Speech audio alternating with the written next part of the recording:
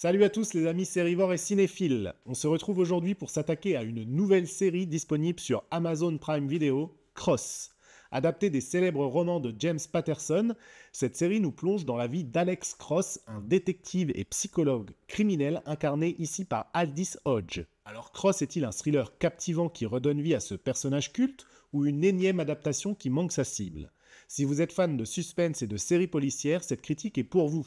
Je vais analyser la narration, les personnages, la mise en scène et surtout ce que la série fait de bien ou pas. Pas de spoiler ici, donc restez jusqu'au bout si vous voulez savoir si ce cross mérite vraiment le détour. Allez, c'est parti, plongeons dans cet univers sombre et complexe. Avant de plonger dans le vif de l'analyse, un peu de contexte s'impose. Cross est une série policière sortie sur Amazon Prime Video en novembre 2024. Elle s'inspire des romans cultes de James Patterson, notamment ceux centrés sur le personnage d'Alex Cross. Ce détective et psychologue criminel est l'un des héros les plus emblématiques de la littérature policière américaine des 20 dernières années, avec 20 romans à son actif.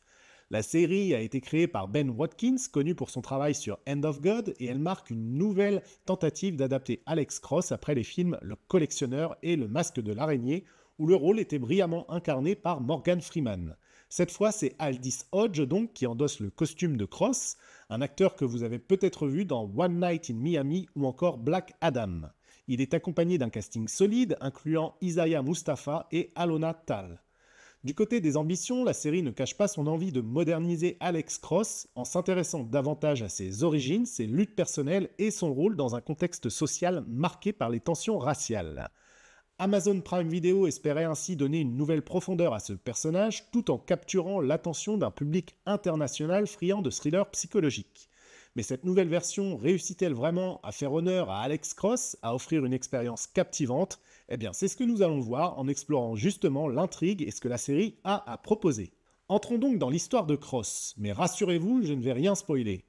Juste assez pour que vous compreniez les enjeux. Alex Cross, interprété donc par Aldis Hodge comme on l'a dit, est à la fois un détective et un psychologue criminel de renom. Son expertise réside dans sa capacité à déchiffrer les esprits les plus tordus et à résoudre les affaires que personne d'autre ne peut élucider.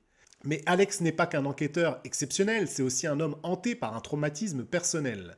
Le meurtre brutal de sa femme l'a laissé marqué à jamais et cette douleur est omniprésente dans sa vie quotidienne et professionnelle. La série débute alors qu'Alex jongle entre ses enquêtes complexes, ses responsabilités familiales et une quête intérieure pour trouver une forme de paix. Mais très vite, il est confronté à une série de crimes atroces qui le replongent dans... Commençons par le scénario, qui est au cœur de Cross. À première vue, la série semble promettre un équilibre entre intrigue policière captivante et exploration psychologique intense. Malheureusement, cette ambition n'est pas toujours tenue. D'un côté, l'enquête principale parvient à maintenir un suspense efficace avec des moments de tension qui fonctionnent bien. De l'autre, l'écriture souffre de manque de subtilité flagrante, notamment dans le traitement des thématiques sociales. Par exemple, les tensions raciales, bien qu'importantes et légitimes, sont souvent abordées de façon frontale, presque caricaturale, ce qui alourdit inutilement la narration. Le rythme est également inégal, les épisodes alternent entre des séquences d'action dynamiques et des moments introspectifs, bien qu'essentiels, qui s'étirent parfois inutilement en longueur. Cela crée une expérience parfois un peu frustrante pour les spectateurs en quête de constance. Le personnage d'Alex Cross est le cœur battant de la série. Dans les romans de James Patterson, Cross est avant tout un psychologue brillant, capable de décoder les esprits les plus tordus. Ici, cette dimension intellectuelle est reléguée au second plan, au profit d'un Alex plus direct, plus impulsif. Aldis Hodge livre une performance honnête, mais il est limité par une écriture qui préfère l'action à l'introspection. On ne retrouve pas la profondeur psychologique qui faisait la richesse du personnage incarné par Morgan Freeman dans les films. Quant aux personnages secondaires comme Samson, le partenaire d'Alex ou encore Nana Mama, sa grand-mère, ils ajoutent un peu de texture à l'histoire, mais restent trop en retrait pour vraiment marquer. Les antagonistes, eux, sont souvent caricaturaux et manquent d'une complexité qui aurait renforcé les confrontations avec Alex. J'ai tout de même plutôt apprécié les performances de Ryan Eggold en taré de service, qu'on avait déjà vu par exemple briller dans The Blacklist. Visuellement, Cross joue sur des tons sombres et une ambiance oppressante, ce qui colle bien à l'univers policier et les quartiers pauvres explorés dans la série. Cependant, ces choix esthétiques deviennent vite monotones. La réalisation de Ben Watkins manque de personnalité et d'audace, ce qui empêche la série de se démarquer dans un genre déjà très saturé. Les scènes d'action, bien qu'efficaces, manquent de créativité et les moments de tension psychologique ne sont pas toujours soutenus par un travail visuel assez percutant. Ce n'est pas mauvais, mais c'est pas marquant non plus, tout simplement. La musique, quant à elle, composée pour souligner les moments de suspense, fait son travail mais reste oubliable aussi. Contrairement à des séries comme Mindhunter par exemple, où la bande-son devient un personnage à part entière, ici elle se contente de remplir son rôle sans jamais transcender l'histoire. Les effets sonores en revanche sont bien utilisés, notamment dans les scènes d'action ou de tension, mais c'est évidemment trop peu pour parler de véritables points forts de la série. L'un des points les plus discutables de Cross, c'est son approche des thématiques sociales. La série aborde des sujets cruciaux comme le racisme, les inégalités sociales ou les tensions entre police et population, mais elle le fait de manière si directe qu'elle en perd toute finesse. Par exemple, les dialogues sur les dynamiques raciales sont souvent trop appuyés, comme si le spectateur devait être constamment rappelé à ces enjeux.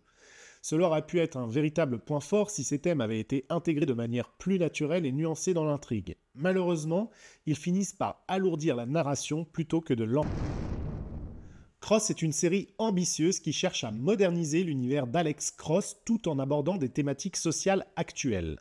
Malheureusement, l'exécution ne rend pas justice à ses ambitions. Si Aldis Hodge parvient à incarner un Alex Cross crédible, le manque de profondeur psychologique du personnage, allié à une narration trop appuyée et un rythme inégal, freine l'expérience. La série propose quelques bons moments de tension et une atmosphère sombre qui séduira peut-être les amateurs de thrillers policiers, mais le tout reste trop convenu et manque d'originalité pour vraiment se démarquer.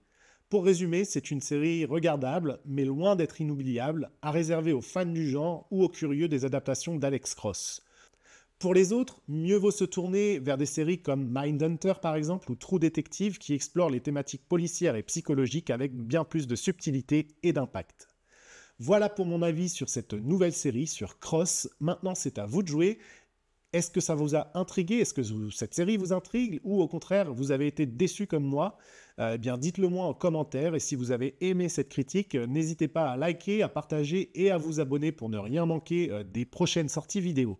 Merci d'avoir regardé en tout cas et à très bientôt pour une nouvelle plongée dans l'univers des séries ou du cinéma. Ciao!